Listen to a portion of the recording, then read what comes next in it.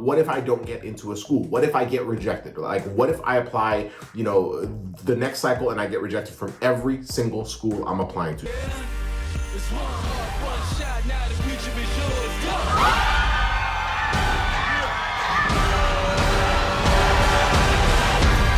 I'm turning dreams into reality. In the lab with the Hey, what is up? How you doing? My name is Joseph Ngugi. I'm a physical therapist, one of the co-founders of Pre-PT Grind, where we help you get into physical therapy school without wasting time or money. If you are pursuing physical therapy or at least interested in becoming a future physical therapist, then you are on the right page. Be sure to just binge on as much content on here as you can, because everything we have created is designed to help you get closer to your dream of becoming a future physical therapist. And the reason why we do these things is because we genuinely believe and know that every single student who has a desire to become a physical therapist, they know that that is their calling.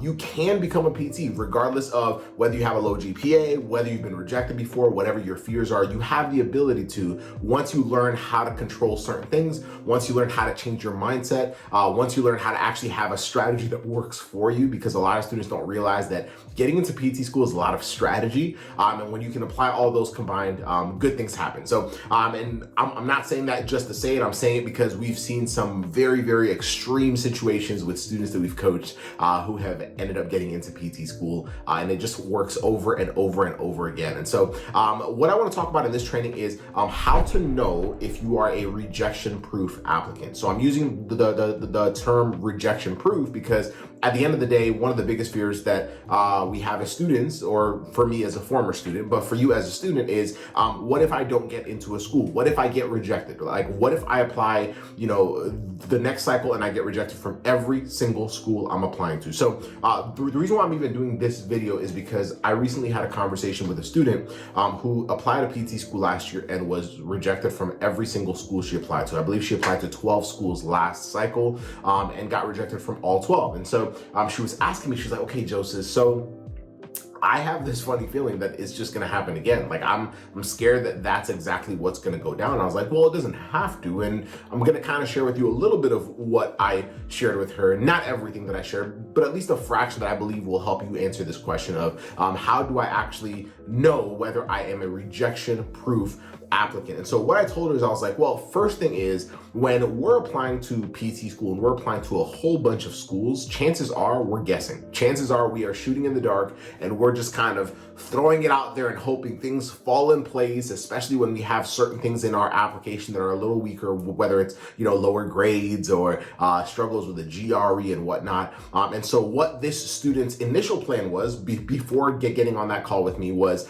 they were planning on applying to 20 schools this next cycle. And I was like, whoa. That's not, like, we don't need to apply to that many schools. We can actually, if we do this correctly, we can actually apply to 5 schools and still get into one or more of those schools. And she was like, okay, tell me more. Okay, so I told her that at the end of the day, what it comes down to is becoming as rejection-proof as possible, right? And the way to do that is not to have a 4.0, because if you don't currently have a 4.0, chances are you won't have a 4.0, right? If you have a 2.8 cumulative GPA right now, you're not just gonna magically show up with a 4.0, right? So that can't be it, right? And most of us are taught that that's the standard. It's like, man, I gotta have a 4.0, I have to have perfect grades. Well, if you've had a rough start, it doesn't limit your ability to get into school. Does it make it easy? No, but that doesn't make it impossible? Absolutely not, right? So, here's the first question I said. The first question I said is you have to answer this for yourself. If you want to be a rejection-proof applicant, or as rejection-proof as possible, you have to ask yourself, am I guessing or hoping my way to an acceptance letter? And her answer was yes. And what I told her is, I said, anytime you tell me, so if I ask a question like, what's your prerequisite GPA? Or do you have the right schools for you? Have you matched up with the right ones? Or if you whatever those questions are, whenever someone says, I think this, I think I'm ready, I think my prereq GPA is this for each of the schools I'm applying to, I think this is what the schools want, I think this, or I hope this. Whenever I use those terms in a sentence, I don't know enough as a student, and therefore I am guessing. So for those of y'all that are listening, I hope you caught that. Whenever I say I think or I hope, I am also simultaneously guessing. And if you are guessing, then you're basically led to think or believe that you just have to cross your fingers, hope that you're one of the students that's called up. And that's just not how it works. Like, if that was the case, then students that have super, super low GPAs would never have a chance at ever standing out. But we see it happening left and right. Like, I'm talking to the tune of students having 2.4 GPAs when they started working with us. We had a student that was still in undergrad, had a 1.7 GPA when she started working with us, and she's currently in PT school. So if that's the case, then there has to be a different way to look at this. And so I want to share with you 3 A's, and it's align, anticipate, and act. Okay, and if you can do these 3 A's, you're going to just put yourself in a much better position, or you're at least going to set yourself up to be as rejection proof as you can be, right? And so the first one is align. So when it comes to align, and I'm not going to dive into this too much, but this will just at least help you, shift how you look at this whole applying to PT school thing. So when you're aligning, you are aligning with the schools that best match you. Right? So one thing that I want students to understand, and Casey wants students to understand, and our team wants students to understand, is the fact that there is only one decision maker when it comes to your acceptance, and it's the schools that you apply to. They're either going to decide to accept you, to waitlist you, or to reject you, right? And so those are the 3 decisions. And so because they are the ones that are deciding, then it almost makes sense to align ourselves with schools that actually match us where we're at, but could also match our capacity, right? So if I'm planning on retaking classes and I'm applying next year, then it's like, okay, where am I going to be at by the time I go to submit my application, and which schools are the most aligned with me? And that's not just stats. Stats is part of it. That could be stats. That could be location. That could be the academic format, right? So some schools are traditional. Some schools are accelerated. Some schools are mostly online. Like, there's so many different variables. But if I can align myself with the schools that are the perfect match for me, I have instantly skyrocketed my chance of getting into one of those schools because I've at least aimed properly. Right? And when most students are applying, they're usually, well, I'm not even gonna use the word usually, but there's an alignment issue when it comes to applying to PT school. That alignment issue sometimes comes from maybe being married to a school that you've always wanted to go to, or this is the school that's right down the street and I wanna stay local, but I know I'm not aligned with that program, but let me just give it a shot and see what happens. But then if I get rejected from that school, now I'm in panic mode and I'm thinking, oh, it'll never work out. But no, it was just an alignment issue. So are you aligned with the schools that you should be aiming for? Because like I said, what we tell our students is if you can do these 3 properly, you should only have to apply to anywhere between 4 to 7 schools. Now 5 is the average, but if you do that, you will skyrocket your chances of getting into one of your dream schools. The second one is anticipate. Once you've aligned, your job is to anticipate everything that the schools will see. So when it comes to your GPA, what will they see when they actually calculate your GPA? Y'all realize that schools calculate this stuff differently. Some schools will use your undergrad GPA for the cumulative. Some of them will combine your undergrad and whatever other degrees you've done afterwards. If you've done a master's, they might combine all of those. Some of them will just look at the PTCAS GPA. Basically, whatever PTCAS spits out is what they look at.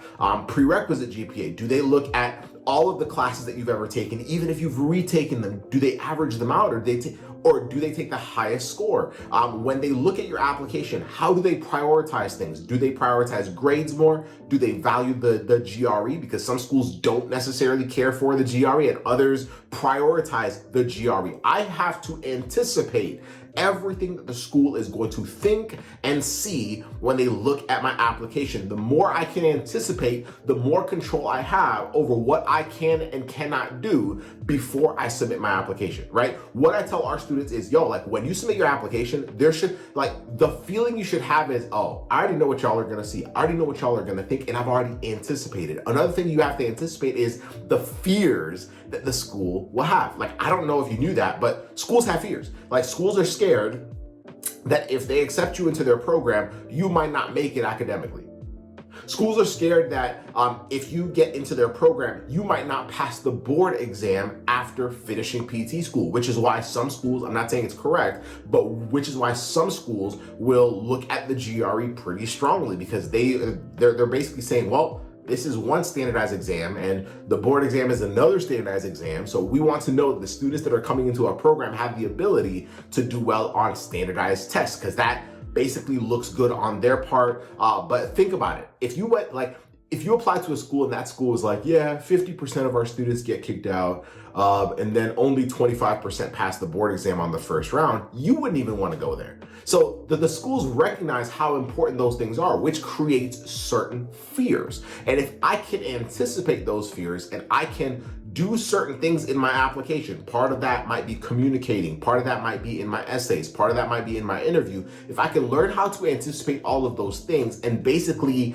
like act accordingly, then I instantly become more rejection proof, right? And so the last one is act. Now, once I have aligned, I have learned how to anticipate everything the school is going to think and see, then my actions have to match up with my alignment and my anticipation. If they do not, then you're still like setting yourself up to potentially be rejected from a PT program. And that is it. So when you follow these three, sometimes that means waiting an extra year before submitting your application, right? Sometimes that means, wow, like if I control these things, I can actually get in this cycle. But what it will do is it will expose, if you've been rejected before, if you've applied before, if you've struggled before, it will start to expose the reasons why you're, one, afraid, number two, why things didn't work out before, and instantly you will actually feel more empowered to do something about it. Now, if you choose not to do anything about it, if you choose to ignore it, then please don't be surprised if things don't always work out how you want them to. So that is it right there. So that's how you know if you're a rejection-proof applicant or not. If you are not doing those things, then you are not rejection-proof, right? You are setting yourself up for potential rejection. I'm not saying you will, I'm just saying you're just a lot more vulnerable as an applicant. Now, if you do those things, you drastically, increase your chances of getting into one of your dream schools. And if you want to learn more about that, and you want to learn step-by-step how students that we have coached have been able to navigate through that, regardless of whether they had low GPAs, past rejections, struggles with the GRE, go to www.rejectionproofprept.com. If you go to that link, we will make sure to take care of you, and then we'll help you just navigate through this whole thing and figure it out so that you can get into one of the schools that you want to get into, and of course get massively closer to your dream of becoming a physical therapist. So I hope that was helpful. I hope that was valuable. And of course, if you enjoyed this, be sure to binge on all the other content. We have more coming out every single week. And of course, be sure to like and subscribe and share this out with your other pre-PT friends so that we can serve them alongside you. Have a good one. We'll see you next time. Bye.